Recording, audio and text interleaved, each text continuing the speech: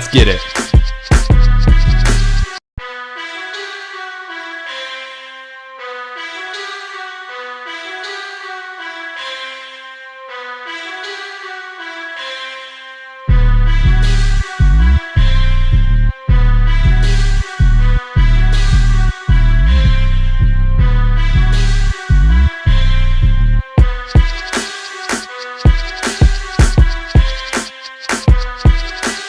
Let's get it.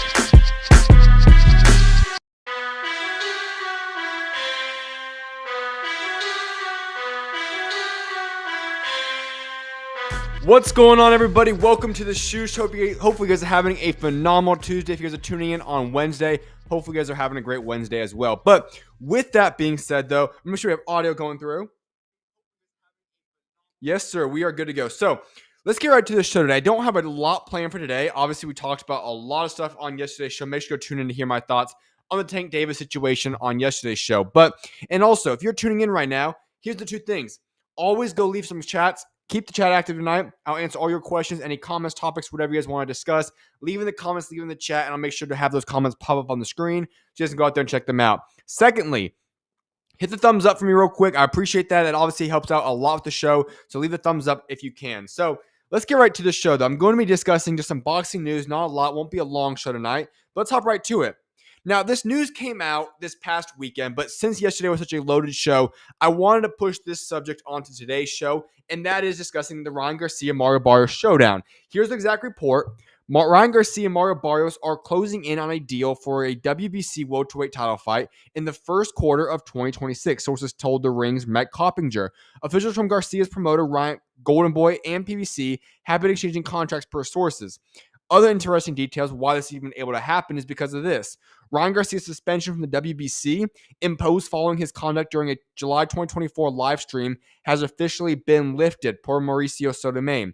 King Rye has recently been linked to a possible fight with WBC welterweight champion Mario Barrios that is expected to take place in early 2026. All right, let's get right to this. I'm just going to keep it blunt with you guys, 100% honest. Does Ryan Garcia deserve a world championship shot against Mario Barrios after he put on the pathetic performance that he did against Rolly Romero? Absolutely not. On the flip side of that, this is a business. And while Ryan Garcia does not deserve this opportunity, what he brings from a business standpoint gives him this opportunity. And on top of that, you have to understand this. 147 is, in my opinion, the worst weight class in all boxing right now. And when you look at the names for Mario Barrios to choose from, you're either choosing guys that are not much better than Ryan Garcia and also come with a much less payday for yourself if you're Mario Barrios. So from a business standpoint, I get why Mario Barrios is doing this fight. But here's the situation at hand. You know what's crazy about this situation? I personally do believe that Mario Barrios is the worst, or at least one of the worst world champions in all boxing today. That means that Ryan Garcia, if he's right mentally and physically, that there's a good chance Ryan Garcia becomes world champion by defeating none other than Mario Barrios. Here's where things get very interesting. On November 22nd, Devin Haney and Brian Norman Jr. will be squaring off. There's a legitimate chance that Devin Haney becomes world champion on November 22nd, and then in early 2026, Ryan Garcia goes forth, defeats Mario Barrios, and becomes world champion for the WBC at 147. Why is that significant? Because now you're in a position where you have Ryan Garcia, Devin Haney for the rematch that we've all been discussing, that kind of got shut down when the New York Times Square card happened. But you have this opportunity to have Ryan Garcia, Devin Haney finally put forth their rematch, and this time would be for a Unification World Championship shot. If this ends up being how it goes down, you could not write the script any better. It would build for a phenomenal fight, and on top of that, it would be one of the most I want to make sure I'm careful with my words here, but it has a legitimate chance to be one of the most popular and highly anticipated fights in the United States of America in all of 2026. So that's the chances that we possibly have right now for Ryan Garcia if he goes out there and defeats Mario Barrios. But let me just give you guys a preview real quick. Ryan Garcia, Mario Barrios. The way Ryan Garcia looked in the Times Square card was horrible. I've been very blunt about that. I don't care what excuses there were. Obviously, he did not look good when he came back from his very first fight, coming back from his PED bust. He looked horrible. Do I think that's the Ryan Garcia we will see when he returns to the ring? I quite frankly have no idea. But here's the situation you have. Ryan Garcia versus Mario Barrios. If you could pick any world champion of boxing today to face, most boxers, obviously pound-for-pound status-wise, would say they would want to go out there and fight Mario Barrios. From a pound-for-pound skill-wise, Mario Barrios is debatably the worst world champion in all boxing right now. And that is why you've seen every single guy at 147 gunning for that man. I have interviewed countless guys from 147, all of which have called out Mario Barrios at some point or another. There's a reason for that. And so if you're Ryan Garcia, you just have this pot of gold just kind of fall right into your lap. Do you deserve a world championship shot? Absolutely not. If you're Ryan Garcia, you don't deserve that world championship shot. Although, as I just talked about, yes, you have the big brand, you have the name and the image, and this money will come along with you. I get that. And now you're in a position, because of all those other aspects outside of the ring, that you get to fight a world championship shot against somebody that, let's be quite frankly honest, you have a legitimate good chance at beating. I don't know what the odds will be right now, and we don't know which Ryan Garcia will see and step a foot in that ring. But I think we can all agree that if Ryan Garcia is right mentally and physically, that there's a very good chance he emerges champion and becomes the world champion that night. It is what it is. Not that Ryan Garcia is some great boxer, nor is he a world championship level fighter right now. But just how bad Mario Barrios is and how bad 147 is, and that's the situation we now have. So, yes, reports are now confirmed that Ryan Garcia and Mario Barrios are nearing a deal to fight early 2026. Very interesting. It's boxing. 147-pound division. Welterweight is a mess. That's what we have in store for us now with King Rye.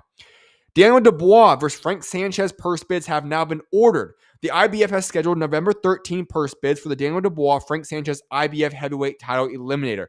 The winner becomes IBF mandatory for undisputed champion Alexander Usyk. Okay, lot to unpack right there. Let's go back in time a little bit. Remember, 6 or so guys decided to decline the option to fight Frank Sanchez for the IBF interim title, or title eliminator, excuse me. In that situation, Daniel Dubois said, you know what? I'll take the opportunity. I'll step up to the plate and do it. I applaud for him, and that's how we got to the situation. Now, here's the key thing. The IBF was just ordered, obviously, in the fight that happened in July. So the IBF is not going to get an opportunity to fight for Alexander Usyk, likely in Alexander Usyk's career. The guess that Alexander Usyk will be fighting roughly 2 to 3 more times in his career. We know he's going to probably fight Fabio Wardley next. That's going to be in early or mid-2026. And then he's going to have to defend his belt against somebody else out there possibly. Now, there's a lot of things that could happen, but that's a hypothetical idea. So this fight is not going to be set in place for the winner of this to fight Usyk. But here's where it's critical. The winner of this fight does put themselves in position to go out there and fight for world championship when all the belts are vacated when Usyk retires. This is assuming that Usyk does not ever lose his belts and remains undisputed until the day he retires, which is a very good chance. So this fight does have a lot of power and significance, but don't expect it to happen until about 12 to 18 months out down the road. Chris Mannix says this, and this is all going to be about the Jake Paul situation and everything unfolding. That's how we're actually going to wrap the show tonight. And here's what Chris Mannix says. Terrence Crawford is reportedly not in the mix to face Jake Paul, sources say. Crawford is targeting his own event in March. I'm going to pause right there. We're all talking about the Jake Paul situation, and when you have debatably the biggest name in all of boxing right now in this massive dilemma, everyone's name is going to get thrown in the mix. And so I just want to stop real quick right there because Chris Mannix dropped massive news in that sentence without even really realizing it. I don't think a lot of people are giving attention to this. Terrence Bud Crawford is targeting his own event in March. Listen, you know what that means right there?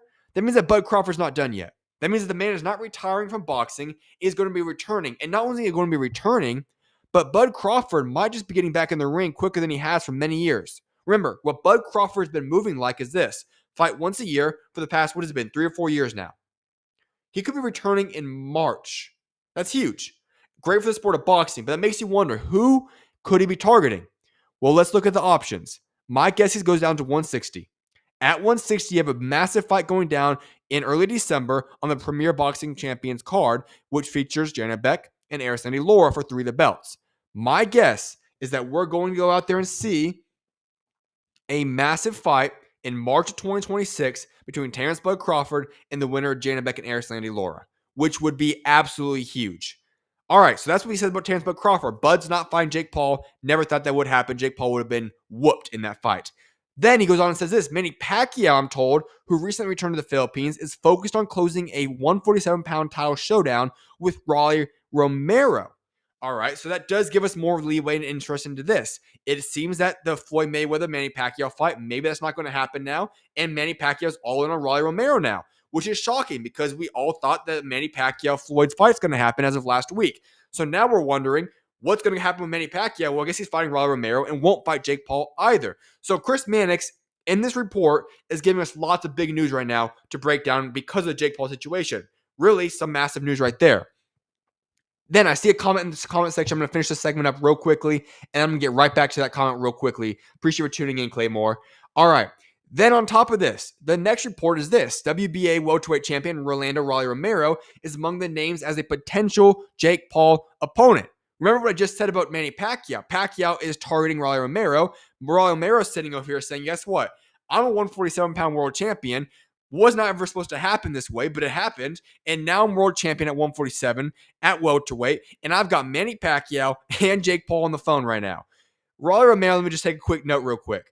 This man has to be one of the best managed careers in all boxing. Rolly Romero is good. I don't want to just be disrespectful. I love Rolly Romero. He's such a good person for boxing, a great high character guy. Love Rolly. But we can all be honest. Rolly Romero and his God-given ability should not have him in position to have Manny Pacquiao and Jake Paul on the phone for him. So hats off to the man. I'm happy for the guy. But yes, Rolly is now deciding between Manny Pacquiao or Jake Paul. Good for Rolly Romero. Then the other guy is this. Nate Diaz now came out tonight, which is if you're not familiar, just stick to boxing. He is obviously an all-time great UFC legend. He's now discussing this, saying he's accepted a Jake Paul fight offer. Intriguing. So we have a lot of moving pieces right now. Obviously, if I'm just going to go from a business standpoint right now, you're Jake Paul, you're Nikisa, and you're with MVP Promotions. You are working in panic mode right now. You're supposed to have a big fight with Tank Davis coming up, which is now what was supposed to be about under 2 weeks now, a week and a half, 10 days, whatever it is. You're now in a position where the fight's being postponed to December. You have to be on that phone working quickly. There's lots of options. If you're Jake Paul, let's be honest, whether you like him or not, we can't deny the facts. Jake Paul is one of the biggest names in boxing. You are guaranteed a massive payday for Jake Paul. It's a business. Can't fault the man for doing that. He has all these big names on the table right now. Obviously, we listed a lot of them yesterday. Francis Ngannou's in the mix. Terrence Bud Crawford, Rolly Romero, Manny Pacquiao, Floyd Mayweather, so on and so forth. What's going to happen now over the next duration is that Jake Paul is likely on the phone with countless guys right now because whoever takes this fight is going to have to realize they're going to be on short notice. You're about 1 month out to get ready for a fight with Jake Paul on Netflix. And on top of that, you're also working out your entire undercard, which I'll talk about momentarily. So if you are Jake Paul, lots of things on the table right now. Just because Nate Diaz says he accepted the fight does not mean that the fight will officially happen. It likely means that Jake Paul said, hey, are you open? If so, give me your agreement, and we'll work out the rest of the contract at a later time if that's what I decide to move forward with. And if you're being honest, a lot of boxers are going to sign their name and say, you know what? I want this fight because I want the big payday. So that's where we're at right now. I'm sure more and more news is going to break out over the next couple of weeks. It has to break out in the next couple of weeks. So I'll keep you guys posted on that. But that's what we have right there. I'm going to go to the comment section real quick and pull this up for us. Let me get it up here in 1 second. Yo, appreciate you, Claymore. Let me see what you got to say right here. Trying to pull up the full comment. All right. How do you feel about these sanctioning bodies discrediting the value of their belts, giving fighters who are coming off losses title shots, Ryan, Edgar, Raleigh? Okay. I love this comment right here. I appreciate you for tuning in, Ryan or Claymore. I'm going to get right to this. Here's the fact. All right. And I have two different standpoints on this because I look at it from a bunch of views. I'm going to give you the business standpoint. I'm going to give you my thoughts for a second on this. First of all, we have to realize that boxing is a business. No different than it is for the NFL or NBA. Let me use the NFL for example real quickly for you. In the NFL, the second half of the season, we're typically going to see a situation where there was Monday Night Football primetime slots available for a lot of people. When it's second half of the season, the NFL quickly will move these guys off primetime and move better games into that primetime slot. Why? It's better for business. And we have to understand that. Boxing is no different. Why do they do it? Because guys like Raleigh, Ryan Garcia, Edgar Berlanga, these guys sell tickets. For one reason or another, they're controversial, they are entertaining in the ring, whatever it is, they sell tickets. And at the end of the day, if you are a promoter, if you're a TV company or a producer, whatever you want to call them, these different types of people, they want to make money. Can't fault them for that. And let's be honest, these guys are going to sell significantly more than a lot of them, especially for 147 guys. Ryan Rolly Romero fighting at 147. It is a horrible weight class right now. Not a lot of competition. So I can see why they do it from a business perspective. At the same time, I'm going to look at this from a moral standpoint and a love for the sport of boxing standpoint. I don't like it. I wish there was a way around it. Now, business will always come first because this is a business. So you can't fault the game. It is what it is. It is what it is. But from a moral standpoint, would I prefer to see guys that have earned it, that have won fights and done it? Yes. For example, let's go to Great Britain. If you guys are not well aware of this, Ishmael Davis, who is coming off of 3 straight losses in his career, is going to have an opportunity to fight Sam Gilley on the Chris Eubank Jr. and Conor Ben undercard, which is now 2 weeks out from now. Why do I mention that? Ishmael Davis was not allowed to fight for the British Championship or British title unless he got a win. He just fought a couple of days ago after just fighting a month ago, and he went out there and fought a scrub, and absolutely nobody, just to get a win in the win column. Now, not a lot of people knew about this. It was an underground fight, just got released to the public just a couple days ago. Now, it's not being talked about because it is a little bit questionable. The man went through a brutal 12-round fight, fought 29 days later, and he got the win. It is what it is, not a big deal, but that's the British rules. They have in place that if you're going to fight for world championship or the titles, you must go forth and actually come off of a win. You have to have a green in your win column recently, as of your most recent fight. That's something I would not mind being placed into boxing. Because if I were to say this, if you're Ryan Garcia, Roy Romero, Edgar Berlanga, if I were to say, guess what? Do you guys deserve this right now from what you've done in the ring recently? Absolutely not.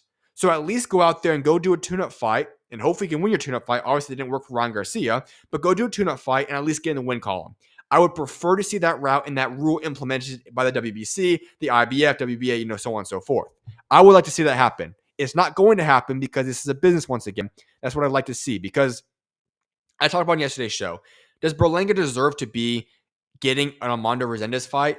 No. He just got knocked the heck out just a couple months ago in July against Hamza Shiraz. He didn't look good at all in that fight. I think we can all admit that Edgar Berlanga is quite questionable in terms of how good he is in the ring. Same thing goes for Ryan Garcia and Roy Romero. So I get why they do it. Do I want to see it? No. And if I were in charge of these companies, I would like to see them go say, hey, Ryan Garcia, you can go fight for this world title shot against Mario Barrios, but go get a win first. That's what I would prefer to see. It's not going to happen. But yes, those are my thoughts. I do appreciate the comment again, Claymore. Hopefully all is well. Salute to you as well, man. God bless y'all. All right. As always, though, make sure to leave a thumbs up for the video. I always appreciate that. As well as keep the chat active. I always will answer you guys' questions as well. Last thing I'm going to get back into is I talked about with this Jake Paul undercard is that now this is entirely on flux as well. We don't know what's going to happen. And here's the deal. I always say this about Jake Paul fights. The main event, I'm not very big on. Jake Paul is not fighting the best of the best guys. Yes, a lot of casual fans love to watch it. Don't mind you guys doing it. It is what it is. It's a business. But here's the deal. What I always do respect about Jake Paul is he gives us great undercards. And the biggest one we were going to get to witness on November 14th was the Gary Antuanne Russell and Andy Hiraoka fight. This was the fight I gave an entire in-depth segment on. I was hyped about. True boxing fans wanted to see this fight. It was incredible. But guess what?